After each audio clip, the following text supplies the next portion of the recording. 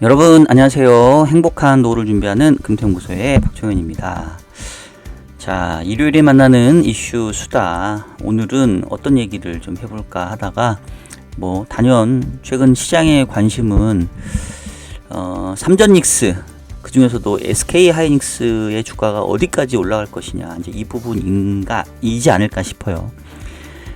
특히나 지난주 같은 경우도 국내 이 코스피가 드디어 이제 9,000선에 안착하는 모습들을 보였는데, 지난주 보게 되면은 코스피가 주간 단위로 11% 넘게 급등을 했습니다.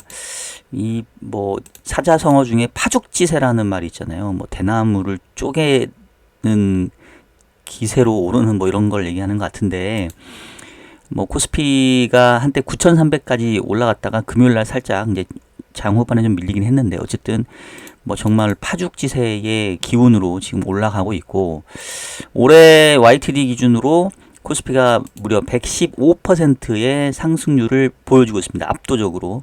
지금 다우나 S&P 나스닥이 한 7에서 14%인 거와 비교해 보면 무지막지 정말 어마어마한 상황이고, 니케이도 올해 41% 상승률이 사실은 나쁘진 않았는데 그거에 비하면 거의 3배 가까운 상승률을 좀 보여주고 있고요.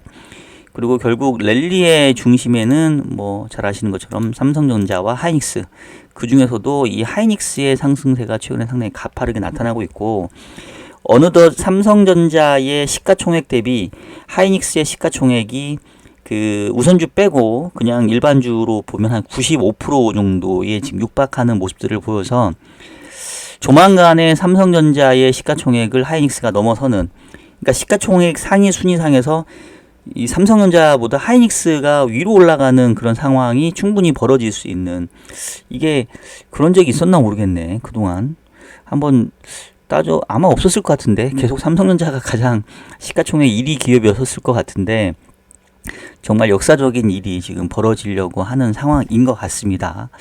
자, 근데 반면에 잘 아시는 것처럼 이 전반적으로 삼성전자 하이닉스의 주가는 올랐지만 다른 종목들이 별로 좋지 않다 보니까 체감적으로 느끼는 우리 계좌의 이 손익은 그렇게 별로 좋지는 않은 것 같아요. 물론 삼성전자 하이닉스를 이것만 집중적으로 샀던 분들은 괜찮겠지만, 대부분 이렇게 분산해서 많이 사다 보니까 지수의 상승률보다는 현재 계좌의 상승률이 좀 떨어지는 그런 경우들이 아마 많을 겁니다. 우리 구독자분들 중에서는 없다고 하면은 다행인데, 사실 저는 삼성전자 하이닉스를 몰빵을 하지도 않고, 평소 스타일이 그러다 보니까 당연히 이 지수 상승률을 쫓아가기는 좀 어려웠는데, 그러다 보니까 체감적으로 느끼는 상대적인 박탈감은 상당히 좀 클 수밖에 없을 거고, 특히나 코스닥 같은 경우에 지금 지난주에도 마이너스 6%를 기록을 했고, YTD 기준으로 4.4%니까 지금 보합이에요. 그러니까 코스피가 더블 나는 상황에서 코스닥은 보합이라는 얘기는 이거 상당히 처참하다고 볼 수 있겠고요.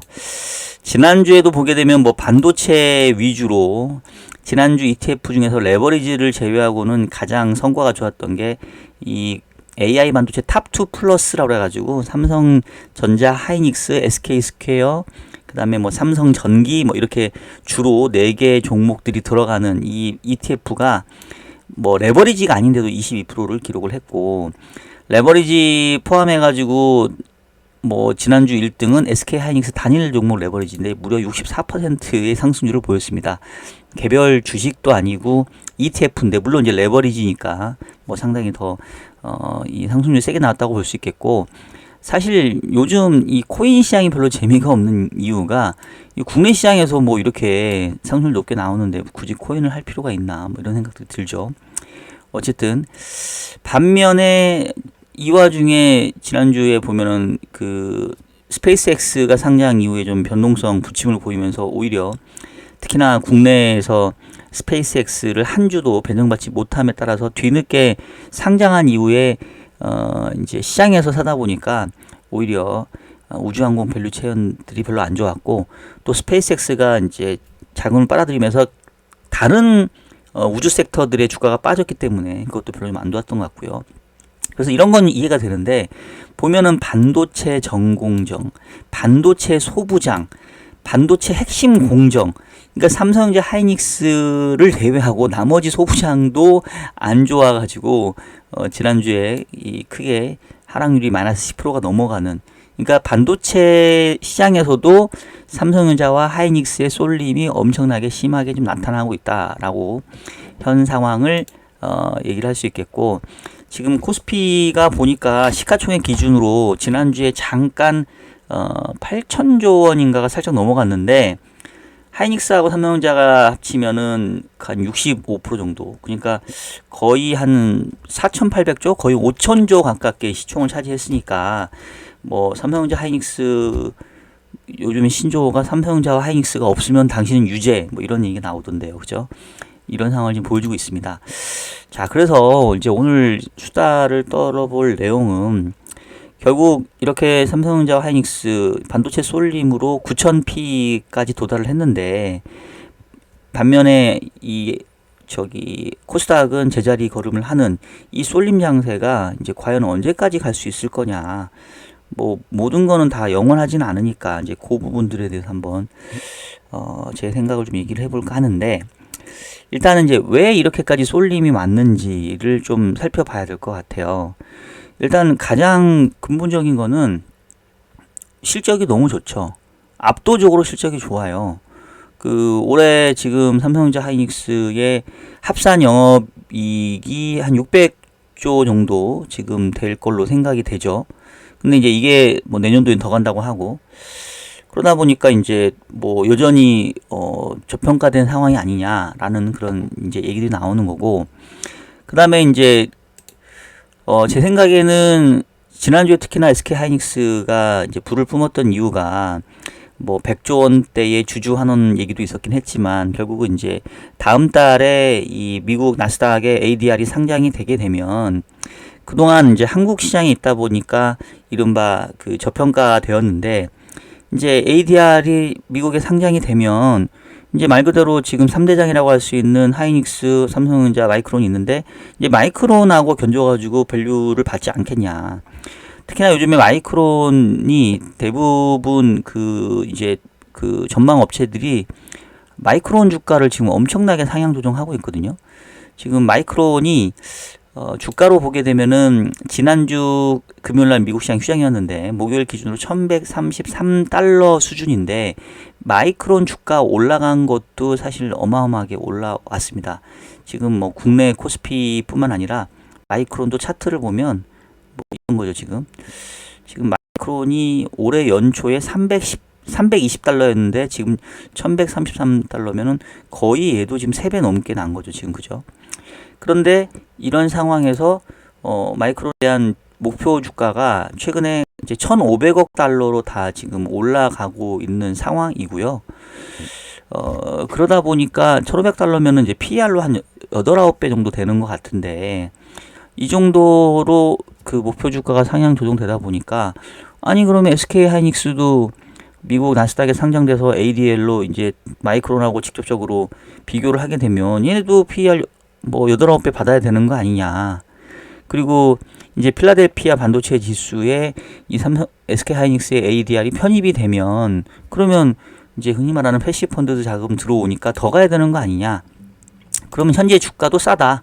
그러면서 지금 하이닉스에 대한 목표 주가가 나오는 게 뭐 지금 제일 높게 부르는 건 400만 원 정도 수준이고, 거의 이제 350만 원 정도에 수렴하는 것 같아요. 이제 그러다 보니까 아직도 270만 원이 좀 싸 보이는 그런 부분이 있는 거죠. 그래서 일단은 압도적인 그런 실적 플러스 ADR 상장으로 인해서 이제 밸류에이션 상에서 마이크론의 밸류를 받을 수 있다.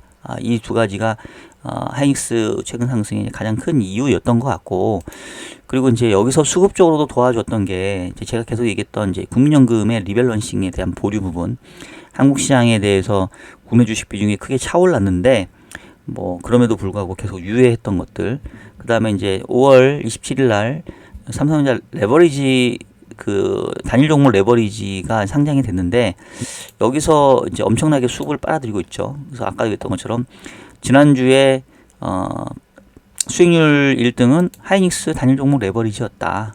그러니까 이게 지금 하이닉스로만 레버리지를 투자를 하게 되면 뭐 코인의 변동성에 못지않은 그런 수익률, 특히나 뭐 하이닉스 아까 목표가가 400만 원이라고 얘기를 했는데 지금 270만 원이면 가장 좋아 보이는 투자 대상은 하이닉스 단위 종목 레버리지인 거죠. 아니, 물론 하이닉스를 그냥 사면 제일 좋고, 또는 뭐 미국 시장에 상장되어 있는 뭐 홍콩인가요? 뭐 3배짜리까지도 있다고 하던데 이제 그걸 사면 되고.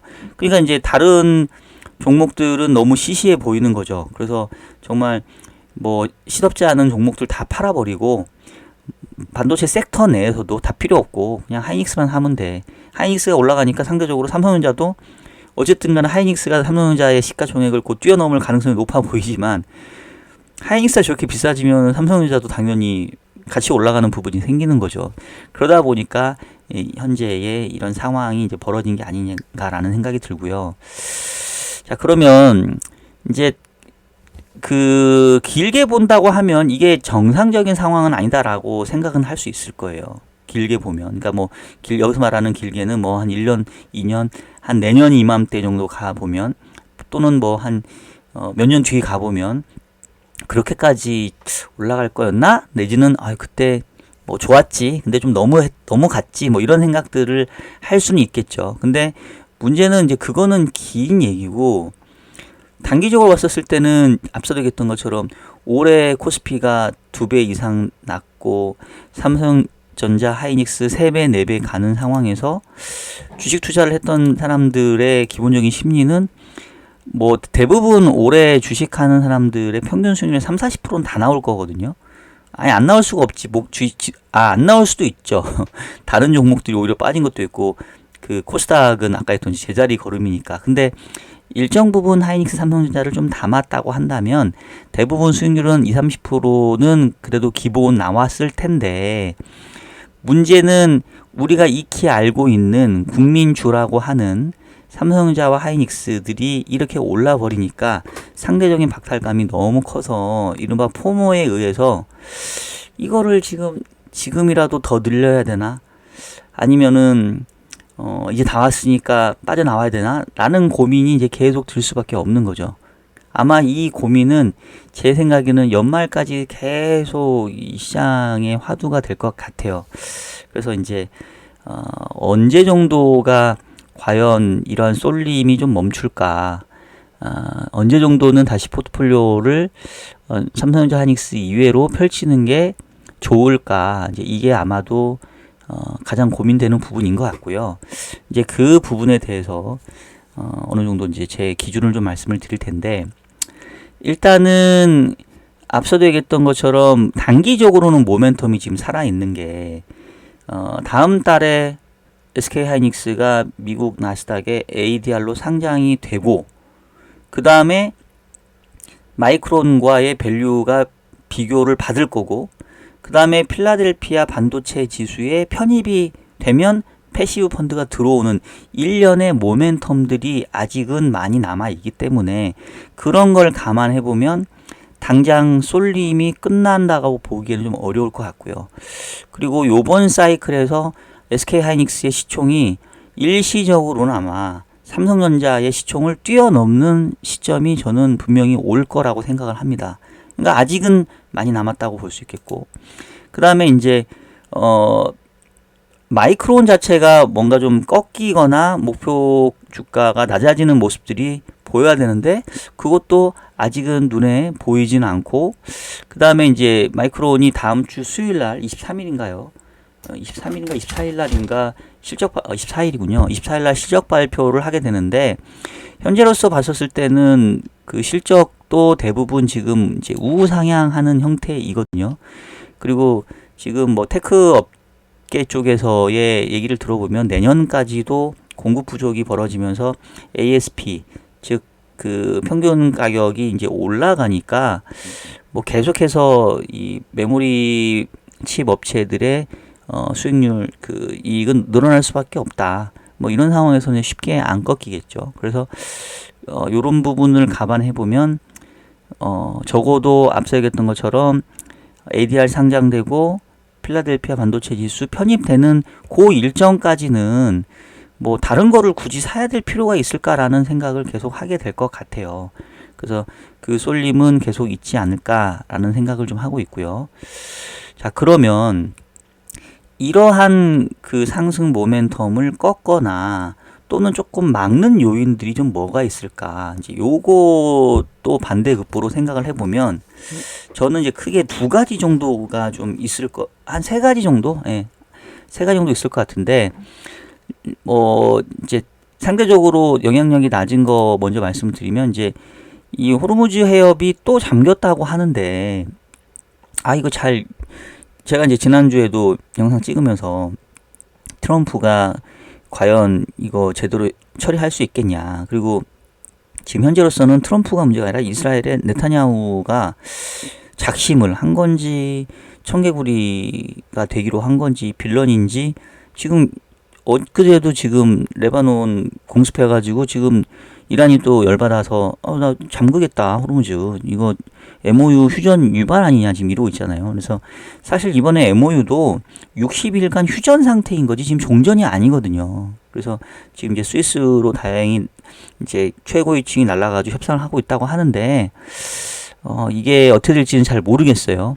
근데 이제 어쨌든 유가 자체가 뭐 지금 이제 $70대까지 떨어졌기 때문에 이제 설령 뭐 호르무즈 해협이 다시 잠기거나 변동성이 좀 그 불확실성이 커진다 하더라도 일단은 이제 시장에서는 뭐 이 이슈는 거의 이제 끝난 걸로 인식을 하는 것 같습니다. 그래서 이제 크게 영향력은 없는데 만약에 혹시나 다시 또 수틀려가지고 뭐 지금 트럼프가 공언하는 것처럼 다시 이란을 뭐 공습하고 뭐 이런 일이 벌어진다고 하면 뭐 역시 이것도 이러한 이 삼성전자 하이닉스의 독주에 그래도 걸림도 될 수 있다. 이게 첫 번째고. 그다음에 두 번째가 이제 국민연금 얘기를 안 할 수 없을 것 같은데 국민연금이 제가 이제 몇 번 얘기를 했었는데 결국은 올해 국내 주식 비중의 목표를 20.8%까지 올렸고 전략적 자산 배분, 전술적 자산 배분 합쳐서 8%포인트의 유두리를 둬서 최고 28.8%까지 허용할 수 있게 해놨는데 문제는 코스피가 이제 9,000선에 올라가고 특히나 삼성전자 하이닉스가 이렇게 가면서 지금 아마 30% 정도 수준에 됐을 거예요. 이제 그러다 보니까 어떻게 유예는 했지만 지금 수준에서는 더 유예는 못해죠. 이제는 그리고 이제 6월 말까지는 유예지만 7월 1일부터는 이 목표 비중을 이제 준수를 해야 되거든요. 이제 그러다 보니까 단기적으로 이제는 리밸런싱을 해야 되는 상황. 특히나 코스피 9,000선 이상에서는 국민연금의 기계적인 매도가 나올 수 있고 그 규모로 지금 한 55조 원 정도 수준을 지금 얘기를 하고 있습니다. 그리고 뭐 당연히 삼성전자 하이닉스 비중이 뭐 국민연금도 포트를 짜니까 아마 시총대로 짰을 거예요. 그러면 지금 삼성전자 하이닉스 시총이 60% 정도 넘어갔으니까 뭐 그 정도까지는 아니더라도 뭐 한 절반 정도 수준까지 단순 계산하면 그럴 수 있겠죠. 한 50% 정도. 그럼 이제 55조가 넘어갔는데 뭐 그 중에 50%가 삼성전자 하이닉스면 한 20조 정도는 삼성전자 하이닉스로 매도가 나올 수가 있죠.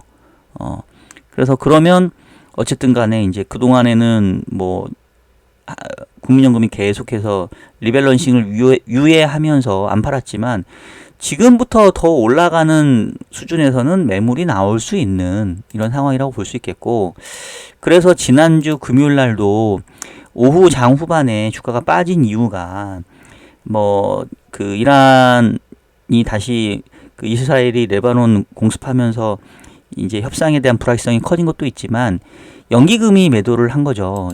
연기금이 금요일 날 5,260억 정도를 매도를 했는데 최근 보게 되면은 17일부터 지금 연기금 매도세가 커지고 있거든요. 그러니까 지난주에 주간 단위로 보게 되면 연기금이 거의 1조 원 정도 팔았을 것 같은데 그쵸? 1조 원 정도. 이제 이게 국민연금이 대부분일 걸로 지금 추정이 되고 앞으로는 이제 오르면 오를수록 계속 매도세가 나오다 보니 어쨌든 간에 그러면 이제 뭐 20몇 조 정도가 연말까지 나온다고 한다면 뭐 그 자체가 그렇게 시장에 좋은 내용은 아니겠죠. 근데 물론 아까도 했던 것처럼 기본적인 영업이익의 기업 이익의 증가세랑 아까 ADL 상장, 뭐 필라델피아 반도체 지수 편입 이런 이슈들 때문에 연기금이 매도한다고 해서 주가가 빠진다는 보장은 없어요. 지금은 뭐 외국인들이 올해 들어서 120조 팔았는데도 주가 다 올랐잖아요. 그리고 뭐 연기금이 파니까 오히려 이제 그 외국인이 사는 이런 형태이기 때문에 이제 손바뀜의 영역이지. 근데 어쨌든 매도가 이제 이렇게 나오니까 이제 이런 부분들은 좀 상단과 기울기를 제한할 수는 있겠다. 이제 이런 정도고. 그다음에 이제 마지막 세 번째에 그 결국은 핵심은 이제 저는 이제 금리가 될 거라고 생각하는데 결론부터 말씀을 드리면은 금리 상승에 대한 부분들이 아직은 주식시장에 큰 부담을 주고 있지는 않습니다.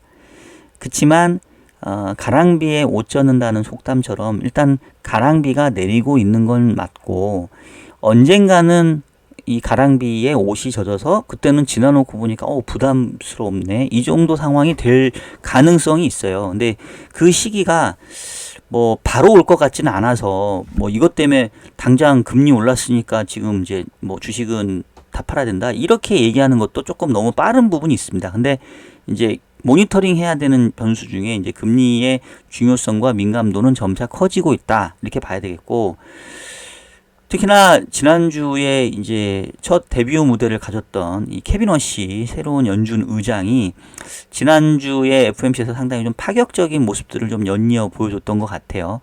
두 가지 정도의 파격적인 모습이 있었는데, 첫 번째는 지금 이 사람 대부분 다 트럼프의 남자라고 얘기를 했고, 그래서 이제 금리 인하를 이끌 거라고 생각했는데 웬걸요? 되게 호기시하게 얘기를 했어요. 연준의 목표는 물가를 안정시키는 거다. 이거는 뭐 변함이 없다. 그리고 우리는 그렇게 만들 거다. 아주 단언하는 모습들을 보였고, 그러면서 지금 점도표가 원래 올해 3.4, 즉 한 차례 정도 금리 인하였는데 거꾸로 한 차례 정도 금리 인상한 3.8 정도로 바뀌었으니까 연준에 대한 그 전망이 이제는 금리 인하가 아니라 금리 인상을 바라보는 시장으로 갔다라는 게 일단은 큰 변화였다고 볼 수 있겠고, 그 다음에 이제 두 번째는 그 이번에 성명서 보면은 되게 짧아졌거든요. 거의 지난번 성명서의 절반 정도 수준까지 줄었는데, 이제 전략적 모호성을 유지하겠다. 우리가 정보를 많이 안 줄 거다. 하물며 케빈 워시는 이 점도표에 점을 찍는 것도 거부했죠. 근데 다른 위원들은 찍으라고 또 종용했다 하더라고요. 그러니까 케빈 워시의 생각은 그런 거죠.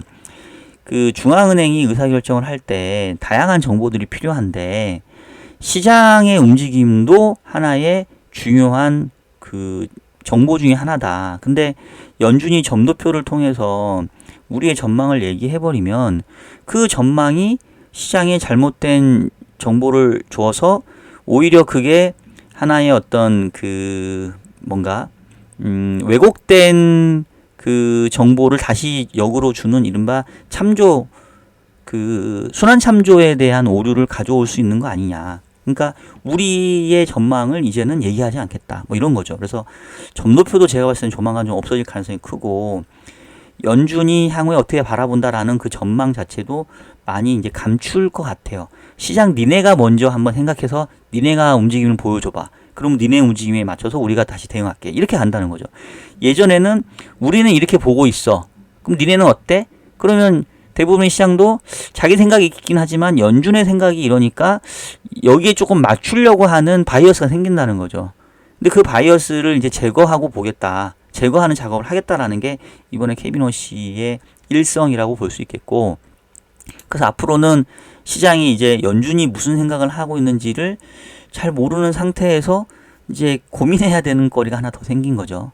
근데 어쨌든 간에 확실한 메시지는 물가를 안정시키겠다고 했으니 통화정책은 이제 긴축 상태로 갈 테고, 금리에 있어서는 이미 시장 금리가 많이 올라오긴 했지만 상승 압력 내지는 높은 수준의 금리가 이제 상당 기간 유지될 가능성이 높다라고 봐야 되겠죠. 특히나 단기 쪽 금리가 올라오는 거에 좀 경계를 해야 됩니다. 장기 쪽 금리는 사실 그렇게 크게 유동성에는 큰 영향을 주지는 않아요. 늘 항상 그렇지만 단기 유동성이 중요하기 때문에 이제 그 단기 금리가 중요하고, 다시 그래서 이제 해묵은 한때 뭐 많이 얘기했던 일드 커브를 이제 다시 봐야 되는 상황이 되는 것 같습니다. 지금 보시면은 요 빨간색이 지난주 목요일자 수익률 곡선인데 3개월 전과 비교해 보면 장기 쪽의 금리의 상승폭은 제한적인데 반면에 단기 쪽, 특히 2년짜리의 금리 상승폭이 크게 올라온 거를 보실 수가 있어요. 그래서 이른바 이제 요거는 나중에 제가 다시 얘기할 텐데 장단기 금리의 역전은 또 뭐 경기 침체를 가져오고 또 주식시장에 뭐 붕괴를 가져온다는 얘기 이제 한참 했었잖아요. 그랬다가 이제 쏙 들어갔는데 왜냐하면 커브가 역전됐다가 다시 정상화 돼 버렸으니까 그게 좀 오래 가야 되는데 근데 이제 이게 슬슬 올라온다는 얘기는 지금 2년짜리 금리 4.17, 10년짜리 10년 금리가 4.46이니까 이제 거의 한 30bp밖에 안 남았거든요. 이제 이게 또 역전되느냐 안 되느냐가 관건인 것 같습니다. 그래서 이게 역전이 되면 그때부터는 다시 이제 상당히 주식시장도 좀 긴장을 하는 그런 상황이 되지 않을까. 그래서 이제 그 부분을 앞으로 봐야 된다는 얘기예요. 지금 당장 금리가 올랐으니 주가가 안 좋을 거다는 얘기를 하는 게 아니라 나중에 언제 도망갈지를 고민하는 변수 중에 하나가 또 다시 이제 이 장단기 금리 차를 봐야 되는 때가 다시 또 왔다. 이제 이 말씀이고. 그리고 특히나 최근에 이 빅테크 기업들이 AI 관련된 투자를 늘리기 위해서 엄청나게 지금 채권을 발행하고 있습니다. 그래서 예전에는 금리가 좀 올라도 빅테크 입장에서는 아니 뭐 우리는 그보다 훨씬 많이 벌 텐데 그리고 뭐 우리는 뭐 별로 부채 비율도 높지도 않고 대부분 빅테크 기업들은 워낙 수익성이 좋았고 이른바 잉여 현금이 좋았기 때문에 그동안에는 별로 금리 면에 큰 민감도가 없었거든요. 근데 작년부터 해서 이 빅테크 이른바 하이퍼스케일러 기업들이 AI 관련된 투자를 하다 보니까 이제 부족한 재원들을 다 이제 채권을 통해서 발행을 하고 있습니다. 그래서 지금 4대 하이퍼스케일러의 투자액이 올해만 1천조 원대인데 수백억 달러씩 채권을 지금 발행을 하고 있고요. 그러다 보니까 이제는 얘네들도 이제 금리에 대한 민감도가 이제 좀 높아지는 그런 구간으로 가는 거죠. 이제 그러다 보니까 앞서 얘기했던 것처럼 다시 이제 채권 금리가 상당히 중요해지는 이제 시간이 오는 거 아니냐. 이런 좀 생각들 할 수 있겠고 다만 뭐 당장은 아니다. 지금은 이익 모멘텀이 금리를 이기고 있다라고 볼 수 있겠고 이제 다시 또 제가 나중에 금리에 대한 얘기는 조금 더 깊게 할 텐데 뭐 여러 번 얘기했지만 결국 금리가 주식시장에 미치는 영향은 금리가 높아지면 당연히 주식시장에 부담이긴 하지만 금리가 왜 높아지는지가 중요하거든요. 근데 금리가 높아지는 이유가 경기가 좋아서 인플레가 발생해서 이 결과론적으로 금리가 오른다고 하면 이거는 그냥 뭐 말 그대로 눈높이를 맞추는 정도지 이게 시장을 부러뜨리지는 않거든요. 결국은 금리 상승의 속도와 높이가 향후 기업의 어떤 이익의 증가율 또 주식시장에서의 기대 수익률을 뛰어넘는 수준까지 가야 그때 비로소 이제 금리가 주식에 악영향을 미치기 시작하는데 아직 그 수준까지는 안 간 것으로 보여집니다. 그래서 그 부분에 대한 고민은 앞서 했던 것처럼 장단기 금리 차가 역전되면 그때 정도부터는 좀 고민해도 늦지 않다. 아직은 모멘텀이 좀 더 세다. 최근에 이 쏠림 현상이 상당히 불편한 건 사실이지만 그렇다고 해서 이게 당장은 깨질 만한 요인도 마땅히 보이지 않는다. 이렇게 좀 말씀드릴 수 있을 것 같고요. 그럼 이제 우리 어떻게 해야 되냐 상당히 고민되는데 일단은 이제 인정할 건 인정하고 지금 상황에서는 쫓아가지는 못하더라도 일단은 뭐 반도체 관련된 종목을 들고 있다면 최대한 팔지 말고 버티는 게 맞고 오히려 이제 조정이 좀 오면 조금 오히려 담는 기회로 좀 봐야 되는 게 아닌가라는 생각이 좀 들고요. 일단은 쫓아가는 거는 좀 그렇고 그냥 보유 플러스 혹시나 이벤트나 뭔가 악재에 의해서 좀 빠져주면 일정 부분 다시 비중 채우는 정도. 그리고 앞서 얘기했던 것처럼 스케줄을 좀 쫓아가면서 시장 상황을 계속해서 면밀하게 지켜보는 거 말고는 뭐 지금 마땅히 좀 대응하기도 좀 애매해지지 않았나라는 생각을 좀 해보고 있습니다. 자, 오늘 일요일에 만나는 이슈 수다는 이런 정도로 얘기를 하도록 하겠고요. 참 어려운 시장입니다. 특히 지금처럼 양극화가 진행되는 상황에서는. 근데 이게 그냥 일반 투자라고 하면 되게 어려울 수 있는데 우리는 연금으로 어차피 강제적으로 장기 투자하는 입장이니까 또 이럴 때도 있고 저럴 때도 있고 그래서 분산 투자, 리밸런싱, 적립식 투자를 계속 말씀을 드리는 게 뭐 시장을 모두 다 먹을 수는 없으니까 그렇지만 먹을 때 같이 먹고 깨질 때는 덜 깨지는 방법은 아까 얘기했던 것처럼 핵심의 그 투자의 핵심 리밸런싱, 적립식 그리고 분산 투자 이 부분은 그래도 저는 여전히 지켜야 된다고 생각을 하고요. 올해는 아마도 시장 수익률을 비트하진 못하겠지만 그래도 장기적인 관점에서는 원칙을 지키는 투자는 상당히 좀 중요하다 이런 말씀 다시 한번 드리면서 오늘 영상은 여기서 마치도록 하겠습니다. 자, 그러면 저는 다음 주 일요일에도 더 재밌는 수다로 다시 돌아오도록 하겠습니다. 여러분 다음 주에 뵐게요. 안녕.